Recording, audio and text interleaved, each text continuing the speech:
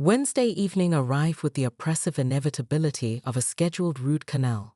Karen spent 2 hours preparing for the emergency HOA meeting, selecting a crisp navy blazer with gold buttons, power colors, according to her favorite leadership podcast, and arranging her documents in a leather portfolio embossed with the Sunshine Estates logo, a purchase she'd justified as an HOA expense last year. When she arrived at the community center precisely 7 minutes early enough to appear eager but not desperate, Karen was stunned to find the parking lot already full. Inside, the meeting room that typically hosted a dozen half-interested homeowners was packed to capacity.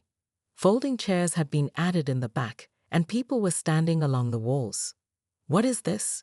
she whispered to Martin Chang, who was setting up the projector. Martin avoided her eyes. "People are concerned, Karen. This meeting's important to them." Karen straightened her blazer, interpreting the turnout as evidence of her importance. "Well, I'm prepared to address their concerns," she said, placing her portfolio on the table with a decisive thump. Martin winced. "Karen, you should know that you're not running this meeting. The board voted yesterday. I'll be chairing tonight." The floor seemed to tilt beneath her sensible pumps. That's not possible. There are procedures. Bylaws. Article 5, Section 3. Martin recited without looking at notes. When a board member's conduct is under review, they are temporarily relieved of official duties. He finally met her gaze. "I'm sorry, Karen, but you'll be sitting with the general membership tonight." The meeting began with a coldness Karen had never experienced before, as Emma Reynolds presented a methodically organized account of Saturday's events, complete with a timeline, witness statements, and the mortifying audio recording. Karen felt her carefully constructed facade beginning to crack. "This isn't an isolated incident," Emma concluded, ticking to a slide that displayed a bar chart. "This represents complaints filed by or against each homeowner over the past year. That red bar, nearly 10 times higher than any other, represents complaints filed by Karen Whitfield." A murmur rippled through the room. Karen's mouth went dry. "Point of order," she called out, rising from her seat. "Those complaints were legitimate enforcement of—" "Karen," Martin interrupted gently, "you'll have your turn to speak. Please respect the process." Respect the process. Her own words, thrown back at her like a boomerang. One by one, neighbors stood to speak. Mrs. Abernathy, the retired school teacher, described how Karen had left violation notices on her door the day after her husband's funeral because her lawn hadn't been mowed. The Patels outlined the 3-month battle over their vegetable garden planters, which Karen had insisted were ethnic structures not covered in the bylaws. College student Jason Mitchell explained how Karen's relentless ticketing of his properly registered work truck had nearly cost him his landscape business. Each story hit Karen like a physical blow. She had justified every action as necessary for community standards, but hearing them strung together painted a picture she'd barely recognized. Not a diligent administrator, but a neighborhood tyrant. When finally given her turn to speak, Karen rose on unsteady legs. The speech she'd prepared, full of bylaw citations and righteous indignation, suddenly seemed hollow. Instead, she heard herself say, "I just wanted our neighborhood to be perfect." The silence that followed felt eternal. In that moment, Karen glimpsed herself through her neighbor's eyes, not as the guardian of property values, but as the person who had turned their community into a battlefield of petty infractions. As she sank back into her chair, the board called for a vote.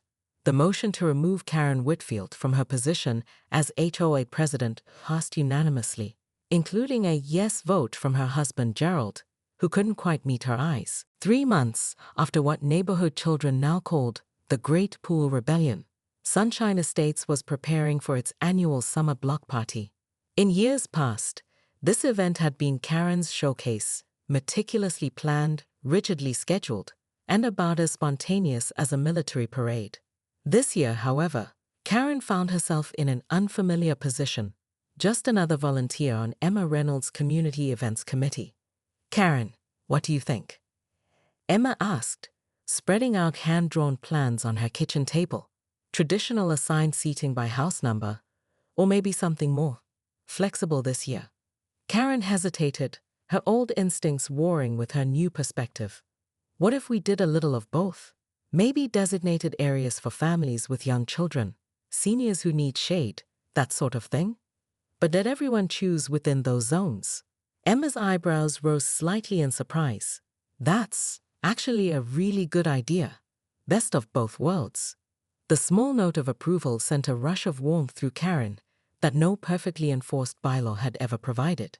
Planning the block party became Karen's unexpected path to redemption. She threw herself into it with the same energy she'd once dedicated to violation notices, but this time channeling it toward inclusion rather than control. She personally visited newcomers to invite them, helped the Patels plan a cultural food exchange as part of the potluck, and worked with teenage Jason Mitchell to create a water balloon station that wouldn't leave too much mess. Not everyone was quick to forgive. Some neighbors still crossed to the opposite sidewalk when they saw her coming. Others watched her newfound cooperation with suspicious eyes. Karen understood. Trust, once broken, mended slowly. But she persisted, one small connection at a time. The day of the block party arrived with perfect weather, something Karen might once have taken personal credit for. As she helped set up tables on the community green, Mike Reynolds approached with a large rectangular package. "Special delivery," he said, setting it down beside her. Karen unwrapped it cautiously to find a beautifully crafted wooden sign reading Sunshine Estates, where good neighbors make great communities. For the entrance, Mike explained, the committee thought you should be the one to hang it, given your unique perspective on community evolution. Karen ran her fingers over the carved letters, throat tight with emotion. "I don't deserve this. Maybe not 3 months ago," Mike acknowledged frankly. "But now, I think you're earning it day by day." By late afternoon, the block party was in full swing. Children darted between sprinklers, seniors chatted in the shade of canopies, and the potluck tables groaned under dishes representing a dozen different culinary traditions. Karen moved through it all with a plate of her sourdough, now a neighborhood favorite, pausing for conversations that would have once seemed like wasteful distractions from rule enforcement. As sunset approached, Martin Chang clinked his glass for attention. "Before we move to the lantern lighting, there's a matter of business we should address." He gestured toward Karen. "Our former president has submitted a proposal to the HOA board that I think deserves public consideration." Karen stepped forward, her heart hammering. "As you all know, I spent years enforcing every letter of our bylaws, but what I failed to understand was that rules without compassion just create division." She unfolded a document. "I'm proposing we amend our HOA charter to include a community-first principle, establishing that all rules must be interpreted with reasonableness and human consideration." A murmur ran through the gathering. Additionally, Karen continued, "I'm suggesting we create a neighbor support program, where instead of immediately issuing violations, we first offer assistance. Mrs. Abernathy needs help with yard work. Let's organize volunteers. The Mitchells need a variance for their work vehicle. Let's find a compromise." Karen Whitfield's scream cut through the peaceful Saturday morning like a chainsaw through butter. Her immaculately highlighted blonde bob quivered with indignation as she stood at the edge of her pristinely manicured lawn, pointing an accusatory finger at her neighbor's backyard. "That's it, I'm calling the police," she shrieked, fumbling for her phone. "This is a clear violation of Sunshine Estates Bylaws, Section 12, Paragraph 3.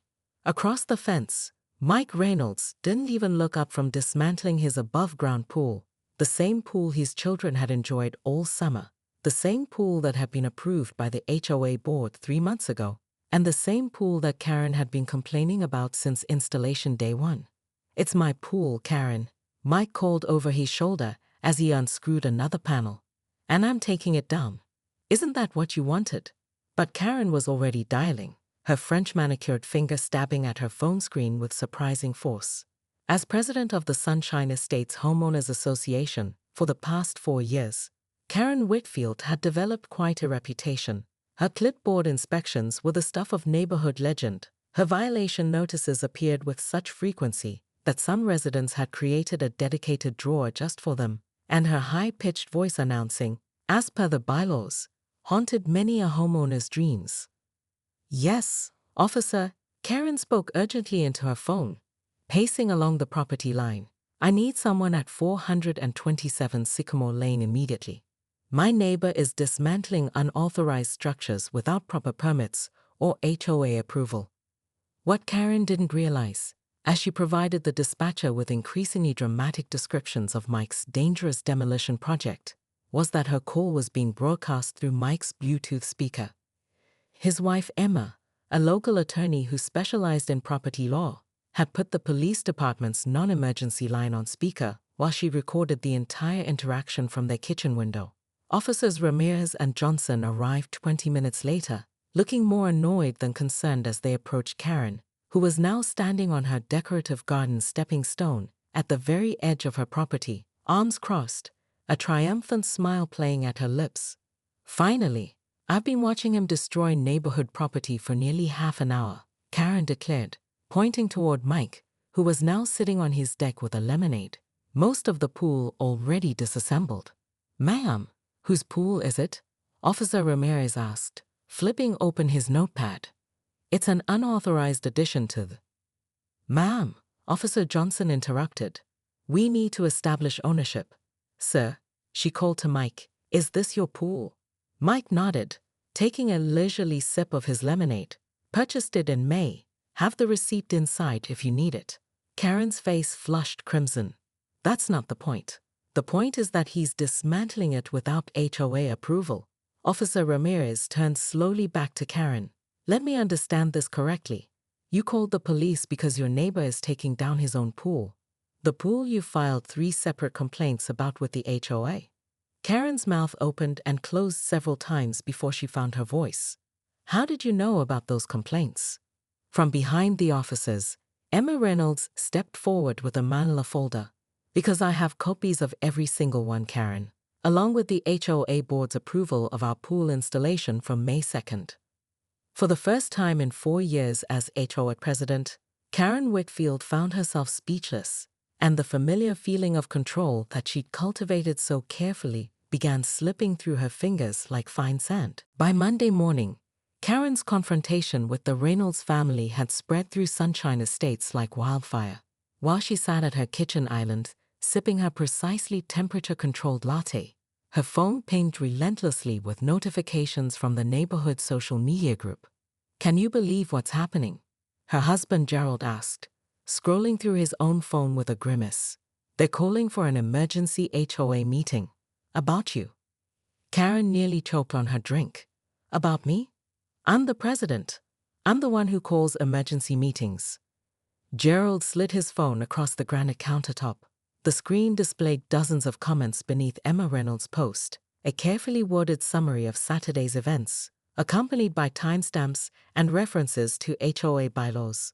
Worse still, someone had shared a video clip of Karen screaming about the pool while officers looked on with visible exasperation.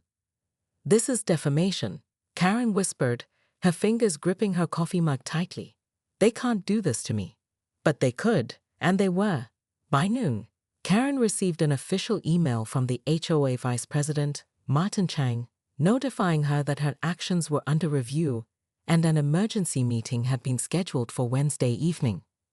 For the first time in her life, Karen called in sick to her job at the local credit union. She spent the day alternating between furious typing, drafting lengthy defenses of her actions, and staring blankly at the ceiling, replaying Saturday's humiliation on an endless loop. I was just enforcing the rules, she muttered to herself as she paced her living room, which had been decorated precisely according to the acceptable exterior visible interior aesthetics section of the bylaws. Someone has to maintain standards. But deep down, a tiny voice whispered an uncomfortable truth. She had gone too far this time. That evening, as she walked her Pomeranian bylaw, yes, she had actually named her dog after her favorite word. Karen noticed how her neighbor's conversations stopped abruptly as she approached. Curtains twitched shut. A child was hurriedly ushered inside. The community that she had devoted years to improving was treating her like a pariah. At home, Gerald gently suggested that perhaps she should consider apologizing. Just a simple, "I got carried away" might go a long way, honey. Apologize. Karen's voice rose an octave. For doing my job. For maintaining the property values that benefit everyone, including the Reynolds? No, absolutely not.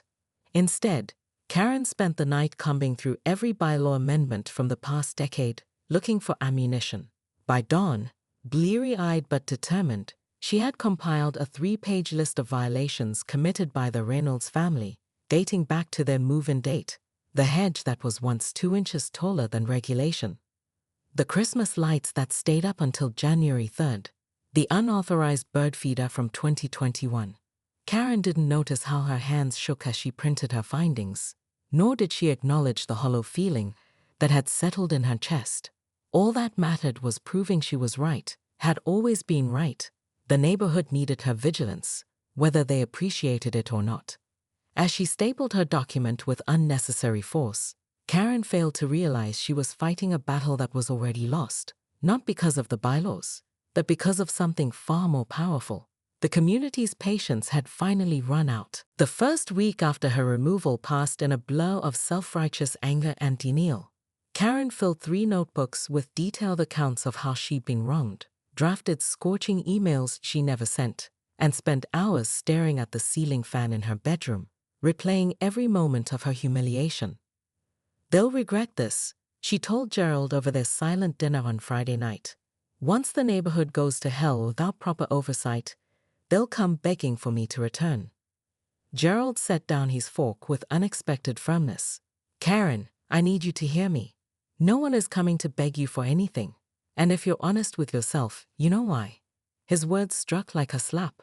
For 22 years of marriage, Gerald had been her steadfast supporter, or more accurately, her silent enabler. His sudden frankness left her speechless. I voted to remove you, he continued quietly, because you've become someone I don't recognize anymore. Remember when we moved here? You used to organize block parties and welcome new neighbors with homemade bread. Karen blinked rapidly. That was before I understood the importance of standards and... No, Karen. That was before you decided that rules were more important than people. After Gerald retreated to his study, Karen found herself wandering through their immaculate home, seeing it with new eyes. The sterile perfection, once a point of pride, now felt cold and unwelcoming. She paused at the kitchen window, staring out at Mike and Emma's backyard, where neighborhood children were now splashing in a kiddie pool that had replaced the dismantled one. Their laughter drifted through the evening air. The next morning, Karen woke to find a violation notice taped to her own front door. Her roses were 2 inches taller than the approved height. The new HOA president, Martin Chang, had signed it with a small note. Just following the precedent you set, Karen. Perhaps we can discuss a more reasonable approach to garden regulations at the next meeting.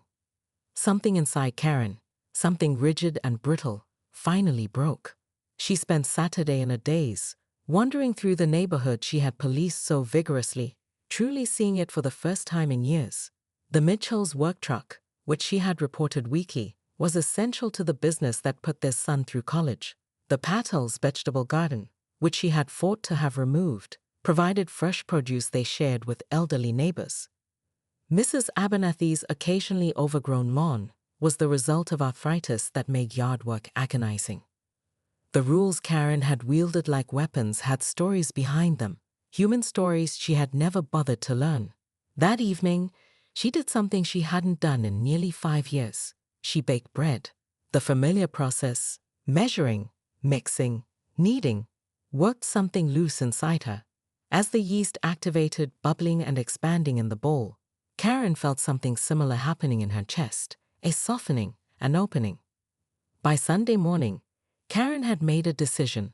With 6 loaves of still warm sourdough carefully wrapped, she began a journey through the neighborhood, not with a clipboard and violation notices, but with bread and long overdue apologies. At each door, the reactions varied: surprise, suspicion, cautious acceptance. The Patels invited her in for tea. Mrs. Abernathy simply nodded, her eyes wise and knowing. Mike and Emma Reynolds were the hardest visit, but when Karen acknowledged, voice shaking, that she had been wrong, something shifted in the air between them. Everyone deserves a second chance, Emma said finally, accepting the bread. even HOA presidents. For the first time in years, Karen felt the weight of her self-imposed isolation begin to lift. She had a long way to go, but as she walked home, she realized the neighborhood she had tried to perfect through rules and regulations was actually teaching her something far more valuable: how to be human again. As she outlined her vision of an HOA that supported rather than policed its members, Karen noticed something extraordinary. People were nodding.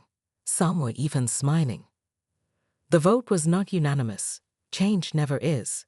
But the amendments passed with substantial majority. As paper lanterns were lit against the darkening sky, Karen found herself standing beside Emma and Mike Reynolds, watching the neighborhood they all called home transform into a constellation of warm, glowing lights. "You know," Emma said thoughtfully, "we're thinking of putting the pool back up next summer. Bigger one, actually." Karen laughed, a genuine, unforced sound that surprised even herself. "Send me the plans. I'll help you fill out the permit application." As neighborhood children ran past with sparklers, Karen realized she had discovered something more valuable than perfect rule enforcement could ever provide: a community where she truly belonged, imperfections and all. And somewhere in the back of her mind, she was already planning next summer's block party, not as a showcase of control, but as a celebration of connection. The end.